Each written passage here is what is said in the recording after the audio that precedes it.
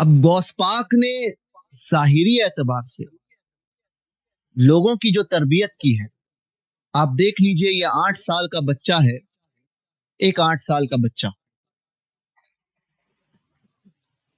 اس 8 سال کے بچے کا عالم یہ ہے کہ بغداد میں ایک شخص نے ایک ممبر بنایا، ممبر بہت خوبصورت، کئی سال کی محنت لگی اس کو اس ممبر کو بنانے میں، تراشنے میں، تراش کر بہت اچھے انداز میں اس نے اس ممبر کو تیار کیا، اتنا خوبصورت ممبر بنایا کہ جو کوئی دیکھتا اسے دیکھتا رہ جاتا، اس کی خوبصورتی کا چرچا اور اس ممبر کا چرچا دوسرے ممالک میں ہونے لگا، لوگ آتے دیکھتے، یہاں تک کہ بڑے بڑے رئیس، وزیر اور بادشاہوں نے تک اس ممبر کو دیکھا، اور ہر کوئی چاہتا تھا کہ یہ ممبر ہمارے محل میں لگے، ہمارے گھر میں لگے، کوئی کہتا کہ میں مسجد بنواؤں گا، اس میں اس ممبر کو لگاؤں، منہ مانگی قیمت دینے کے لیے لوگ اس کو تیار تھے۔ ظاہر سی بات ہے، جو چیز بادشاہ کو پسند آ جائے اس کی قیمت، ابھی آپ نے دیکھا ہوگا G20 جو ہوا ہے، اس کے اندر اخبارات کی رپورٹس وغیرہ پڑھی ہوگی، سعودی کا پرنس جب ہندوستان آئے، ہزاروں کروڑ روپے اس نے صرف اپنے نخروں پہ اور چوچلے حرکتوں پہ خرچ کیے ہیں۔ جس ہوٹل میں وہ رکا تھا، اتنا عود اس نے جلایا تھا، اتنی لکڑیاں اس نے جلائی تھی کہ اس کے جانے کے 1 ہفتے بعد تک اس کی خوشبو اس ہوٹل میں محسوس ہوتی۔ اب سوچئے، اپنے کھانے پینے کا سامان، ہزاروں روپے چاندی اور سونے کی پلیٹ میں کھانے والا وہ شخص، تو یہ آج کا بادشاہ ہے جو عیاش ہے، مگر ہزاروں روپے کیا، کروڑوں روپے صرف اس نے اس سفر کے لیے 4 دن یا 5 دن جو بھی تھا، اس کے لیے اس نے کروڑوں روپے خرچ کیے، 200 500 600 کروڑ جو بھی ہو خرچ کیے۔ بادشاہوں کے مزاج کو آپ جانتے ہیں، کوئی چیز پسند آ جائے تو پھر وہ اس کی منہ مانگی قیمت دینے کو تیار ہوتے ہیں۔ تو وہ ممبر بادشاہوں کو پسند آیا، بادشاہ کہتے تھے کہ ہمیں اس کی قیمت بتاؤ، ہم جو قیمت تم دو گے بتاؤ گے، ہم اس کو دینے کو تیار ہیں۔ اس نے سب کو منع کر دیا۔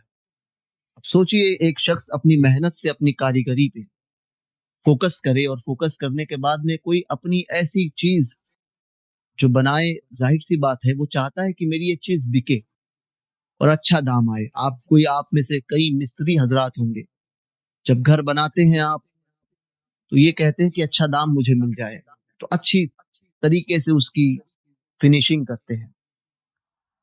ہر کوئی آدمی، کوئی کپڑے بوننے والا آدمی اچھا کپڑا بناتا ہے اس لیے تاکہ اس کی بہترین قیمت اس کے پاس آئے، مگر یہ ایک عجیب شخص تھا کہ جس نے سالوں سال لگائے ممبر کو بنانے کے لیے، اور اس کے بعد میں منہ مانگی قیمت آ رہی ہے بادشاہوں کی طرف سے، ایک بادشاہ نہیں، کئی بادشاہ جو قیمت چاہتے ہیں وہ قیمت دینے کو وہ تیار ہیں، اس کے باوجود بھی یہ بیچنے کو تیار نہیں ہے۔ بڑے بڑے وزیر، بڑے بڑے لوگ، پیسے والے لوگ، کوئی اپنے محل میں لگانے کے لیے، تو کوئی یہ کہہ رہا ہے کہ ہم اپنی مسجد بنائیں گے اس میں لگانے کے لیے، مگر یہ تیار نہیں، کسی کو، سب کو منع کر رہا ہے۔ بعض لوگوں نے کہا یہ پاگل ہو گیا ہے، ممبر ویسے ہی لگا ہوا تھا، لوگ آتے تھے، دیکھ کر جاتے تھے، بولیاں بھی لگ رہی تھی، بڑھ رہی تھی۔ ایک 8 سال کا بچہ وہاں پہنچا۔ 8 سال کی عمر کیا ہوتی ہے؟ یہاں ہم نے اپنے بچوں کو تربیت کے نام پر شاید 8 سال میں 5 کلمے بھی سکھائے ہوں، بڑی بات ہے، کیونکہ عیاشی اور اپنے بچوں کو ماڈرن بنانے کے چکر میں ہم نے دین چھوڑ دیا۔ ہمارے بچوں کو شعور ہی نہیں ہے کہ سنجیدگی کس چیز کا نام ہے نا۔ ہمارے علاقوں میں تو بچے پیدا ہوئے اور ہونے کے بعد میں وہ گلیوں میں گٹروں میں کھیلتے ہوئے نظر آتے ہیں، ماں باپ کو فکر نہیں ہوتی۔ بعض حضرات یہ کہتے ہیں کہ پیدا کرو اور پھر باہر چھوڑ دو، اپنے آپ جیسے جانور پلتے ہیں ہمارے بچے پل رہے ہیں، اور یہ زمینی حقیقت ہے، اس کا انکار آپ نہیں کر سکتے۔ وہ تربیت ہم نے اپنے بچوں کو دی نہیں۔ وہ ایک دور تھا جس دور میں گلی کے ایک بڑے بوڑھے کو دیکھ کر سارے گھر کے بچے اور عورتیں گھر میں بھاگ جایا کرتی تھی، بے شک، مگر آج وہ دور ہے کہ گھر کے آدمی کو دیکھ کر بھی عورتوں کو شرم نہیں آتی۔ ایک دور تھا کہ گھر کا محلے کا کوئی معزز اگر گھر کے قریب سے گلی سے گزرتا تھا تو عورتیں فوراً اٹھ کے گھروں میں چلی جاتی تھی، چھپ جاتی کہ کوئی بڑے صاحب آ رہے ہیں۔ بچے فوراً بھاگ جاتے تھے کہ کوئی معزز آ رہا ہے، کوئی بڑا آ رہا ہے۔ بوڑھوں کو دیکھ کر لوگ اندر کمرے میں چلے جایا کرتے تھے، بچے سائیڈ ہو جایا کرتے تھے۔ کیوں؟ کیونکہ تربیت تھی، علم کم تھا، مگر تربیت ایسی تھی کہ جتنا علم تھا اس تمام علم پر عمل تھا۔ آج علم کی فراوانی ہوئی، علم بہت آسانی سے حاصل ہو، مگر وہ عمل، اس پر عمل یا اس کا ادب جو ہے وہ ہم سے چلا گیا۔ کیوں؟ کیونکہ ہم نے دین کو سمجھنے کی کوشش ہی نہیں کی۔ ہم نے دین بھی پڑھا تو اس لیے تاکہ غرور آ جائے، لوگ یہ کہے کہ یہ بہت بڑے عالم ہے، بہت بڑا علامہ ہے، بہت بڑا حافظ ہے، بہت بڑا مولانا ہے۔ اے بچوں، خاموش ہو جاؤ، کوئی کسی کو کچھ نہیں کہے، سنجیدگی کا ماحول رکھو، اگر نہیں ہوتا ہے تو اٹھ کر باہر جاؤ۔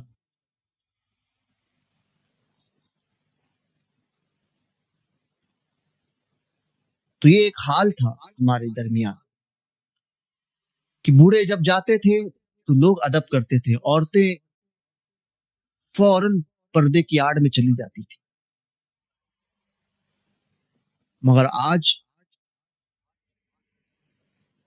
عورتوں کا عالم یہ ہے کہ ایک مولانا اگر گلی سے گزر جائے تب بھی وہ بے پردہ وہیں بیٹھی ہوئی رہتی ہے۔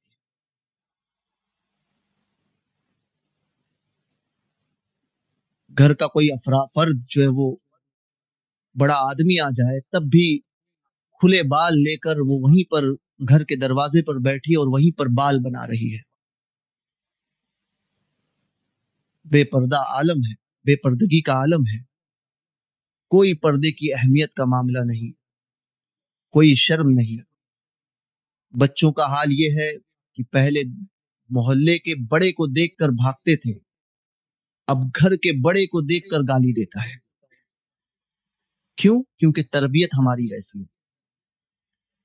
ہم میں سے بعض حضرات کے گھر میں تو وہ حال ہے کہ باقاعدہ طور پہ گالیوں کی پریکٹس سکھائی جاتی ہے۔ اگر بچے نے پہلی مرتبہ ایک گالی دے دی تو گھر کے ہی افراد اس کو قریب بلائیں گے اور کہیں گے کہ دوسری مرتبہ اور ایک مرتبہ دے کر دکھا تو صحیح، اور پھر اسی کو دیکھ کر ہنستے ہیں۔ یہی معاملہ ہے کہ وہ بچہ جو ہے وہ بچپن ہی سے بالکل نڈر ہو جاتا ہے، اس اعتبار سے کہ بے شرم، بےہودہ بن جاتا ہے، اور جب جوانی کی دہلیز پر قدم رکھتا ہے تو بےہودگی کا عالم یہ ہوتا ہے کہ کل تک جو بچہ، ظاہر سی بات ہے، جو بچے اپنے محلے کے بڑے کو دیکھ کر بھاگتے تھے، آج وہی بچے اپنے محلے کے بڑوں کے سامنے آنکھ میں آنکھ ملا کر سگریٹ پیتے، کوئی شرم کی بات نہیں مانتے، کوئی بڑے کی عزت اور بڑے کا معاملہ نہیں سمجھتے. پہلے بڑوں میں بھی یہ معاملہ تھا کہ اگر ان کو سگریٹ کی عادت بھی ہوتی تو وہ بچوں کے سامنے نہیں پیتے. بڑوں نے بھی شرم چھوڑ دی، بچوں نے بھی اس کے احساس کو ختم کر دیا. معاملہ دونوں طرف سے ہے.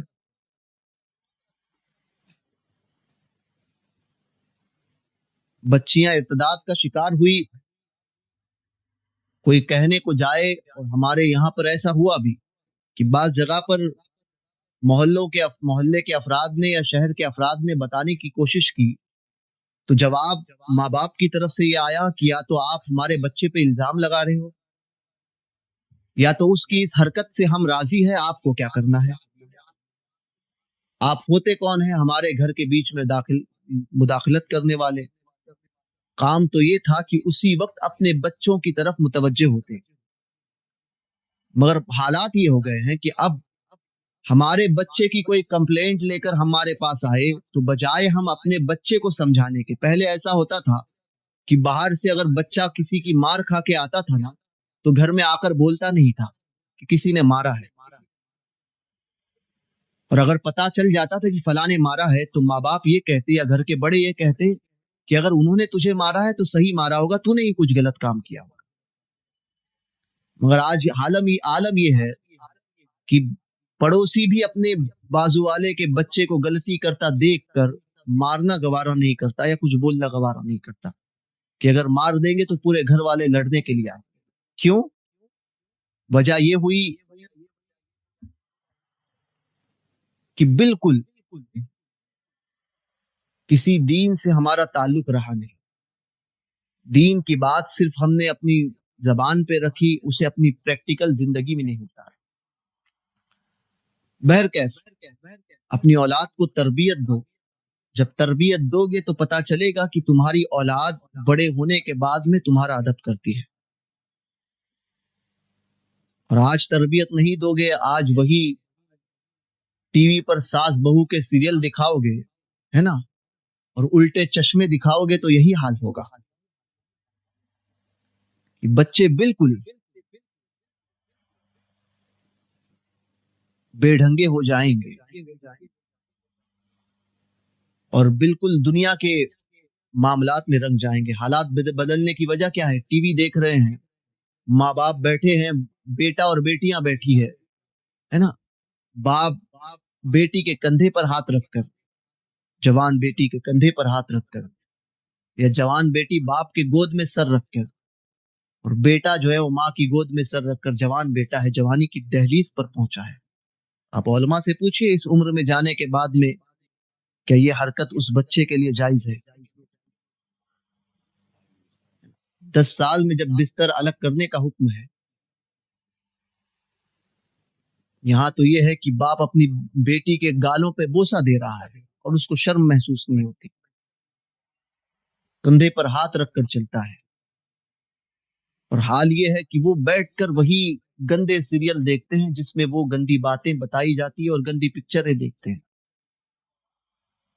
اور جب کوئی گندا سین اس کے اندر آ جائے تو پھر بچے اور ماں اور بیٹا اور بیٹی اور باپ وہ دیکھ کر ہنستے ہیں، کیونکہ شرم مر چکی ہے، بے پردگی اتنی عام ہو چکی.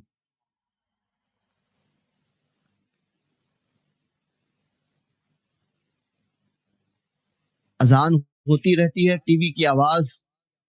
پہلے ایک وقت تھا کہ کسی کے گھر میں اگر ٹی وی تھا تو حرام ہے، مگر بالفرض اگر کسی کے گھر میں ٹی وی تھا، اذان ہوتی تھی فوراً ٹی وی بند ہوتا تھا.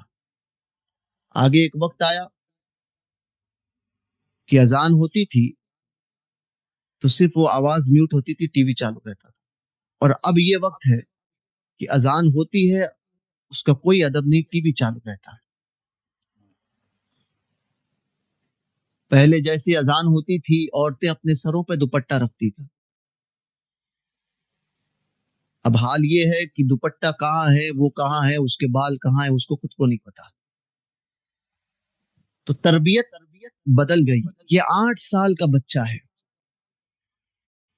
جو اس منبر کو دیکھ رہا ہے اور اس منبر کو غور سے دیکھتا ہے، गौर से देख रहा है। 8 साल, मैंने कहा ना, जिस उम्र में हमारे बच्चों को 15, 20 साल, 25 साल में शऊर नहीं आ रहा है ना, वही 25 साल में वही बेढंगापन कर रहे हैं, वही ज़िना की दलाली कर रहे हैं और ज़िना के मामलात में आम है, और उसको बहुत ज्यादा खुशी का बाइस समझते हैं। बाज हजरात वो होते हैं जो किसी की बच्ची की साथ में बुराई करते हैं और फिर उसको अपलोड करते हैं। तो ये 25 साल में जिस कौम के नौजवान को 30 साल में, 25 साल में शऊर नहीं आया, उसका अगर 8 साल का बच्चा बिगड़ा हुआ हो तो कौन से ताज्जुब की बात है। तो ये 8 साल का बच्चा है जो उस मिंबर को गौर से देख रहा है। लोग आते थे जाते थे कि 8 साल का बच्चा।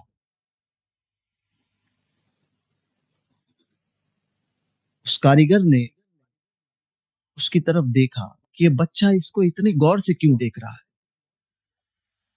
पूछा, बेटा तुम इस मिंबर को क्यों इतने गौर से देख रहे हो, जिसके पास हजारों की बोलियां, लाखों की बोलियां उस वक्त में मुंह मांगी कीमत लग चुकी थी उस मिंबर को बेचने के लिए। जो चाहो, जो जिस कीमत में चाहो इस मिंबर को हमें दे दो, जो तुम्हारी मर्जी। उसने किसी को नहीं दिया। वो बच्चे को पूछ रहा है 8 साल के, बेटा क्या देख रहे हो इसमें।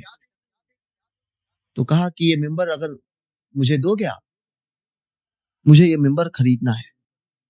तो कहा खरीदोगे। कहा हाँ। क्या कीमत क्या दोगे।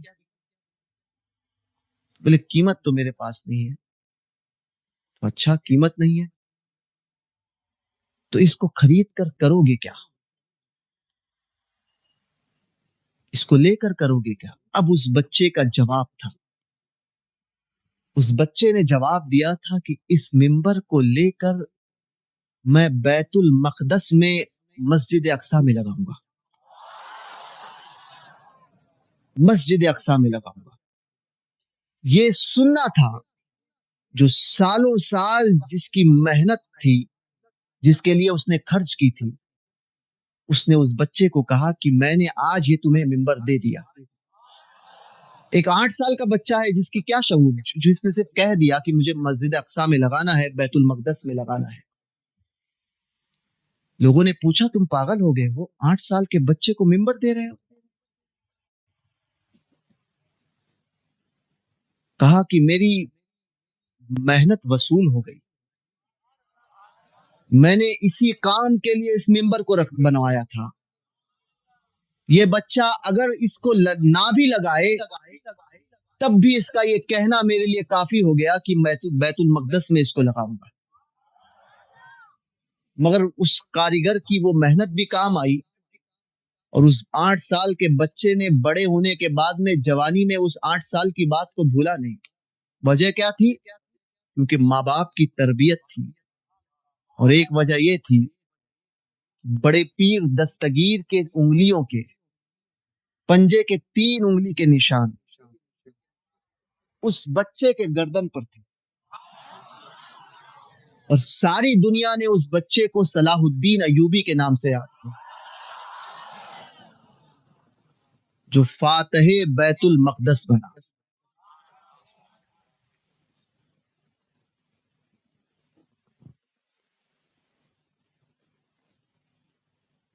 बड़े पीर दस्तगीर ने सलाहुद्दीन अयूबी के बचपन में अपना दस्ते पाक रखा था। 3 उंगलियों के निशान उसके गर्दन पर थे और उसको इस बात का यकीन था कि कटूंगा तो नहीं कभी, क्योंकि गौस पाक ने अपनी उंगली के निशान रखे, वो हाथ रखा है। क्या दबे जिस पे हिमायत का हो पंजा तेरा,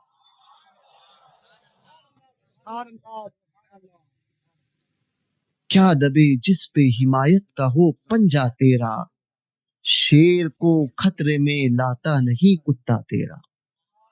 यही बड़े पीर दस्तगीर, मैं अपनी गौस पाक ने कैसे संभाला।